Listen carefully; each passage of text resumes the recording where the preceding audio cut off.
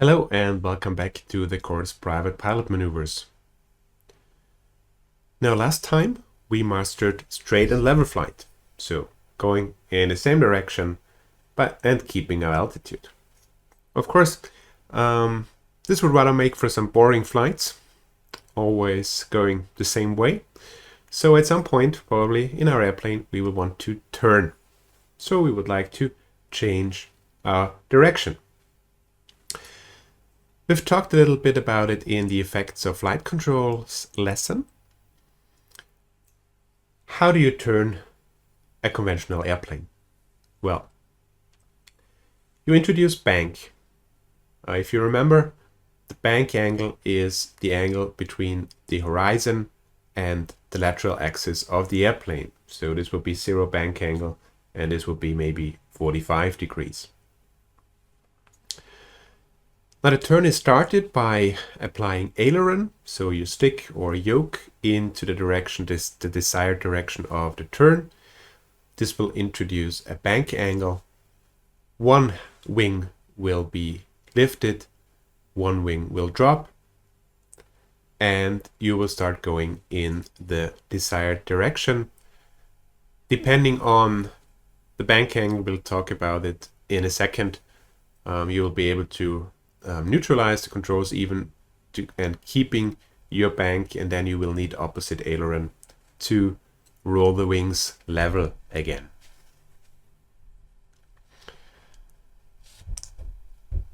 All right. So as soon as you introduce a bank angle, the lift that is normally or in straight and level flight has actually only had this vertical component perpendicular to the incoming airflow. Now, as you have introduced the bank angle, this total lift, which is still acting that way, so perpendicular to the airflow, is now can now be divided in this vertical component and a horizontal component. And that horizontal component, acting in the direction of the turn, is what actually makes the airplane turn. Now we're not only using ailerons during a turn, but also the rudder on the tailplane. But it's not what actually makes the airplane turn. We use the rudder for coordinated flight, and we'll talk about that a little bit later. Now in principle, there are shallow turns, medium bank turns, and steep turns. We talk about steep turns at a bank angle of normally 45 degrees or more. Anything up to 20 degrees will be a shallow turn, and everything in between a medium turn. All right. Now, as I've said before, now we have a lift that's divided into a horizontal and a vertical component. And the total lift vector, however, is still perpendicular to the wings, and that means it's not straight up anymore. And the vertical component of lift has now decreased, become smaller. So in order not to descend, we have to do something. We have to increase our lift so that the total lift is increased. And if we increase the total lift, we also increase the vertical component of the lift to be able to maintain our altitude. And that's why in a turn, you also have to apply a bit of back elevator pressure to increase the angle of attack to be able to keep your altitude. And the more bank angle you introduce, the more back pressure you will need. Also, in the turn, as soon as you establish the bank angle and the total lift vector is not acting straight up anymore, you have to pull this back pressure, as I've said, so you have to increase the total lift vector, and now also the opposite force has to increase, and the opposite force in this case is the resultant load. And this is actually what you feel in the airplane as weight, is actually what's pushing you in your seat. And depending on the bank angle, this resultant load increases, And for example, at 60 degrees bank angle, it's already double. And that's why you feel heavier in a turn. This is what pushes you in your seat. That's the force you feel pushing you in your seat if you fly a tight turn. And in 60 degrees bank, it's already double, so you have 2g. So your apparent weight actually has become double. So as soon as you introduce a bank, we will have introduced a higher G loading, a higher load factor. You should have heard about that in the theory course, so I'm not going into detail right now. Another effect that happens in turns is adverse yaw. This is actually also the reason why we need rudder in a turn. Now, in able to turn, you use your ailerons. The ailerons increase in a turn, increase the lift on the outer wing and decrease it on the inner wing, making the airplane bank. Now, together with higher lift on this outer wing, there always comes also higher drag. So this means that the airplane is banking, but also there's an yaw in the opposite direction because of the drag of the outer wing. And to compensate for that, we need rudder pressure. So we need to overcome this yaw. We need to apply rudder to counteract this. And this is needed to fly a coordinated turn. If you do it correctly, the turn is coordinated.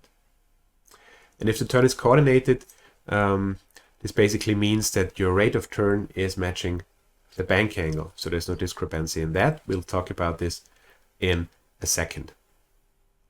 Now, in most airplanes, in some more, in some less, it's possible to simply turn the airplane by applying aileron, establishing a bank angle, and then turning. However, the turn is uncoordinated. It will still turn, but it's, first of all, it's ugly because, well, as I've said, the rate of turn and bank angle are not matching. We will see in a second what that means. And furthermore, and way more important, is that this uncoordinated flight in some extreme cases, or not even extreme cases, but in some conditions, support spin-inducing flight controls inputs. So it makes entry into a spin more likely if you're in uncoordinated flight. So you really need to learn how to fly in a coordinated way, how you fly your turns coordinated. In this image, if we look at the center part of the image, here the turn is flown correctly. On the top, you can see how this indication is presented in the glass cockpit, and on the bottom, you can see how it's presented on a conventional turn coordinator instrument. What we need for turn coordination is that little ball at the bottom of the turn coordinator.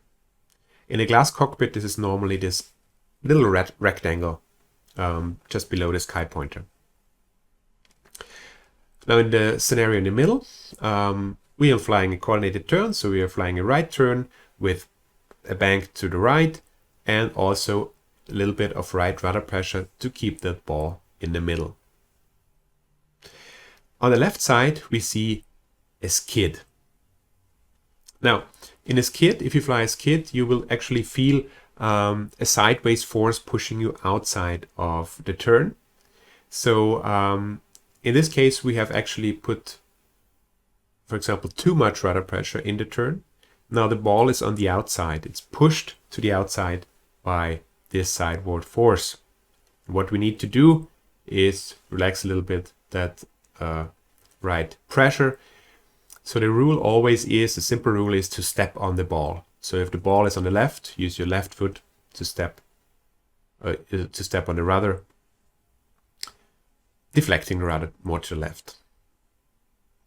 Now on the right side, we can see a slip. That's the opposite. You can actually feel a sideways force to the inside of the turn, and the ball will also be in the inside of the turn. This is, I would say, the most common case in turns because pilots just forget to use the rudder or they just don't care, which happens quite often as well.